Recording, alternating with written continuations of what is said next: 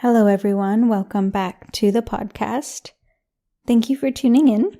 So just a heads up, I really wanted to record this in our bedroom today in a little bit of a nest. It's raining, but Honey's here snoring in the background. And often that happens and I try to cover it up or fix it somehow.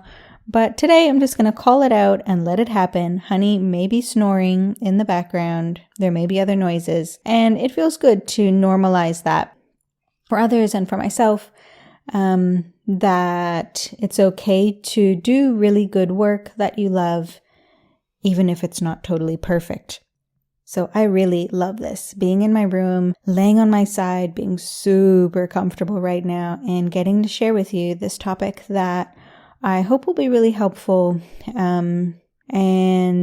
It comes under our healing part of the functional spirituality method and has a bit of heaviness to it, has some layers to it. And so it's something that has been or was really hard for me at the beginning of the week this week. So really triggered me, really drained me of energy. And I had another podcast scheduled to record, but I thought I would speak to this, which is something that's really relevant and has been really alive and meaningful for me this week. And it's this experience of being trapped in a toxic relationship. And what I want to do today is to reframe what it means to experience being trapped in a toxic relationship. So right away, I'll give a disclaimer that, and I'm going to give this disclaimer many times, and it's what this episode is about, that I am not in a toxic relationship, and I also don't believe that my partner is toxic. And this is what I want to talk about, is that we can feel a lot of pain. We can feel trapped. We can feel some of the darkest emotions and wounds and suffering in our relationships, whether they are intimate relationships with our significant other, or whether they are work relationships, friend relationships, or just relationships with anyone. It can be really bring out the darkest parts of our experience. And then we might label those experiences or those people as toxic. And what I want to do today is to unpack that label. So I don't think it's beneficial to label something as toxic. I think it's important to be able to understand why and how something feels toxic. So, I know even if my partner is to listen to this, which he probably will, sometimes he does, people and other people, they might take this on face value, that I'm saying that I was innocent, I'm innocent, other people are toxic, and that's what the toxic relationship means. And, people take just the names of the podcast on face value and assume something and have entire opinions and stories about what I mean and what the, facts are of things just from the title of a podcast. So even in this podcast where I'll be explaining things, hopefully I'll be able to share what I'm really trying to get across. And one thing I'm trying to get across is that when something hurts us, there's a part of our brain that blames. And we live in a culture where we believe that part. And, a lot of spiritual teachers are talking about the mind, they demonize the mind, the mind's not true, get away from the mind. If only you could turn your mind off, then you'd be happy. And it's not the mind, it's that, our brain produces different parts of our mind. And one part of our mind, one function of our brain, it's to find something to blame. Another part is always looking for solutions. And we need to develop an inner culture and, a new culture where we don't automatically believe the part that blames, and that we follow the other mental activity that is sometimes more helpful, which is to be objective and to look at and analyze the situation. So not to jump to assumptions and conclusions about, this, whatever your brain throws up as the cause, the blame, not to just believe that, and to also think that and unconsciously assume, it's all unconscious, we assume that blaming is the solution. But actually the solution in a lot of cases is to analyze what the dynamic is. So for me, my definition and what I want to share today is that to me, a toxic relationship, it's a dynamic. So there's no cause, or there is a cause, but there's no one to blame. A toxic relationship is a dynamic that brings out unhealthy and unchosen pieces and patterns of ourselves. So, there are relationships that bring out the best in us, and there are relationships that bring out the worst in us. And, it's like you could be with the most amazing, beautiful person, but the dynamic, the way that we relate to each other is somehow bringing out unhealthy and unchosen pieces and patterns. So I know we might want to be able to label someone as toxic, as if they are always negative, or, someone that we find is very often negative or rude or aggressive, and then we could just label that person as toxic. But they're just expressing those unhealthy, unchosen pieces that we all have more readily. But everyone is able to be soothed if they receive what they need. Everyone has those better, more healthy pieces that could be expressed. So it's not, people aren't toxic, but the way that we relate to each other can be toxic. And to me, a toxic dynamic is when you aren't receiving what you need. And, if we all have very deep, old needs that have been so underfulfilled that it's actually turned into a wound. So a wound meaning something that hurts. And if we're engaged in a dynamic where this is so unconscious, that's why it's not really seen for what it is. But if we're in a relationship or in a dynamic where we're not getting our need met, and one of our wounds is being aggravated and it's painful, then that relationship is toxic.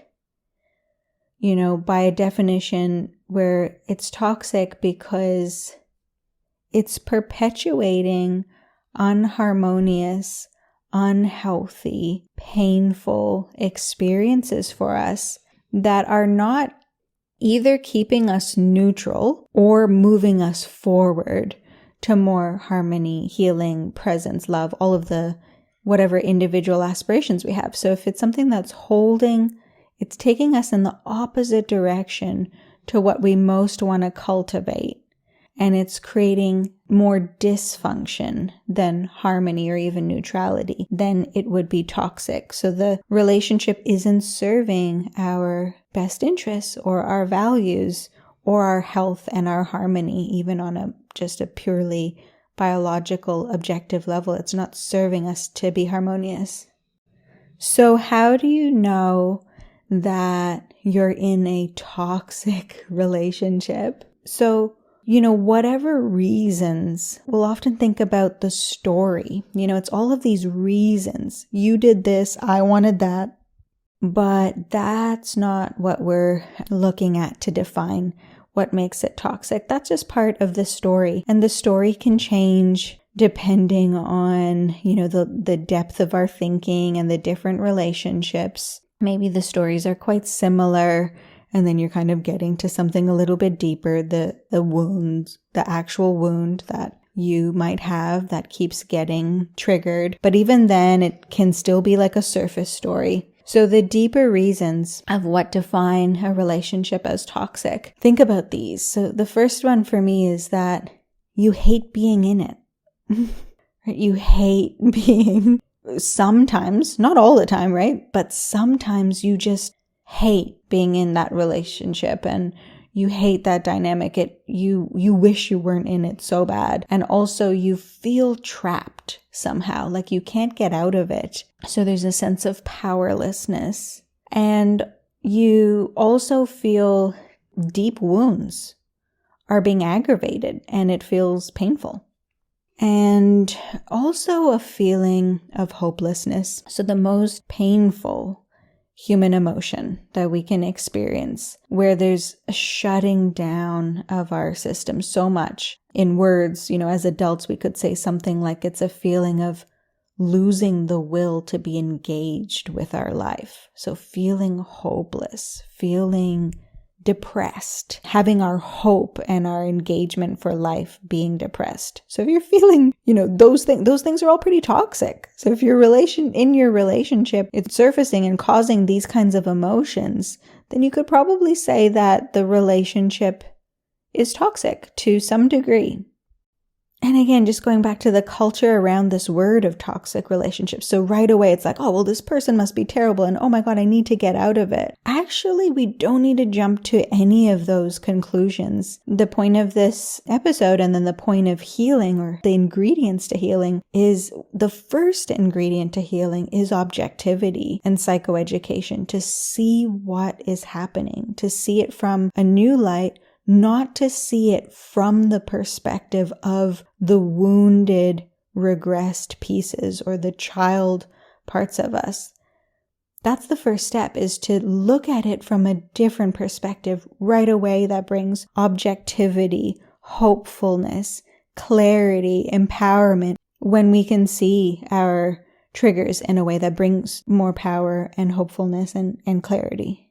So another reason that all of these are signifiers of a toxic relationship is that it means that this relationship is triggering the deepest root causes of our trauma, or the deepest traumas that we have as humans, and exemplifies or reminds us of the most traumatic experiences we've ever had, which would be at our most vulnerable times in our developmental years, when we were periods when we felt most vulnerable, most helpless, the most pain, the most hopelessness, the most shutting down and depressing of ourselves, and the lack of feeling like there's any hope or any power, or any hope that things would change. Not knowing how to change, not having the strength or the knowledge or the empowerment to change it, to feel trapped. And a lot of those wounds and fragments, those pieces inside of us, of course, they're still there. And then some dynamics, some relationships trigger that. So they're triggering the deepest wounds that we have, the different flavors of how we have these wounded pieces inside and these fragments that have not yet been integrated. And if a certain relationship is triggering that, and it's triggering it repeatedly, and we're not able to get on top of it, then it becomes toxic, because it's just reminding us and reinvigorating that experience. It's reinvigorating that wound and that issue that we have inside, and we're not able to get on top of it, either personally with ourselves or in the dynamic. We're not able to manifest the change that we need. We're not able to manifest the safety, the healing, whatever, just the space where that wound isn't being triggered. That wound from the past, this same experience from the past is getting triggered, then it's toxic, because it's not just even, it's, a lot of relationships can just be neutral. It doesn't really trigger anything in you, but this is actually bringing up pain from the past and making it hurt us now. So it's not just reminding us of the past, it's actually using the pain from the past to hurt us now. So remember, it's the dynamic. It's not the person. It's how we are showing up in the relationship that is hurting us. It's us. It's our pieces that are showing up and present in the relationship, and then the dynamic of how we relate to each other that continues to trigger it. Yeah, so a little bit more about, for me, my experience of this was just this week, just feeling the pain of being in toxic relationships. So many of my relationships have had all of these qualities that I hated being in it at periods. I felt trapped. I wasn't able to leave or fix things, felt hopeless, powerless, had deep, deep wounds that felt so painful, and I felt depressed. And, I'm in this very connected and internal and focused place at the moment in my life where I'm really connecting into the pain that I have felt, and different things can trigger and remind me of the pain that's still living in my body. And that was what came up for me this week, was feeling the pain of being in a toxic relationship, and then feeling the particular wounds of mine that, were perpetuated and aggravated, that define that relationship as toxic. So feeling into those wounds that I have and just kind of processing them. And they are so heavy that it can bring a lot of sadness and a lot of exhaustion. But there's always going to be tools to work through this. So what do we do? The first thing is to not just label the relationship or the wounds or the person as toxic, but try to understand what is creating this pain for me. And like I said, this comes under the healing part of the functional spirituality method. So it's this whole part of our spiritual practice that has to do with healing and resolving these unprocessed conditions inside. And the first ingredient to healing, according to functional spirituality, is psychoeducation. So gaining an understanding of why certain things hurt. How do we lose our freedom to choose our thoughts and behaviors? What decreases the capacity of our nervous system to relate? So that psychoeducation piece, something that brings objectivity and a framework for healing, is always going to be the first step. So, listening to episodes like this and, repeating it and using it as a way of understanding yourself. I think on our free resources page, there's a whole category that's all about relationships. So understanding more about relating and about healing. And that's so often missing, right? Is like a really clear, grounded framework for why, again, our nervous system's capacity to relate has been decreased. How we've lost our freedom and why certain things hurt. That's so important and so often missing. And then, of course, different tools and studies, like learning about communication and boundaries, studying the dynamic, and then studying ourselves in order to break free from these patterns, to get on top of these patterns, where blaming is kind of like staying on the same level of the patterns. And yeah, I think I have just come to a halt. I don't have anything further to say on this. Feels relevant to just kind of take a big breath and to feel the trust and the hope that all of this is manageable. We can get on top of it. We can absolutely move into an upward spiral of healing instead of that downward spiral of less and less capacity, more and more stress. So I hope this episode has supported you to feel a bit more hopeful. That's the main point of the episodes on functional spirituality that are about deconditioning and healing. It's to bring that framework and to bring more hopefulness that there is definitely a path forward out of those toxic relationships. And my process this week was processing some of that lingering pain from being in toxic relationship, but it prompted me to share this kind of reframing that I think is really necessary. So let us know what your thoughts are on the podcast. As always, we love hearing your feedback in our group. And thanks again for listening. If you haven't noticed, we're doing just one podcast a week. So 1 week is a meditation, and then the next one is a talk. So if you've enjoyed this, definitely share the link with a friend or screenshot it and share it on socials. All of that is super, super helpful for us to support us in this offering. So I will speak to you again in 2 weeks. Thank you for tuning in to the Functional Spirituality Podcast. If you enjoyed the show, make sure you subscribe by pressing the plus button on iTunes or the following button on Spotify. This is going to ensure that this resource is available and top of mind when you most need it. So please subscribe now.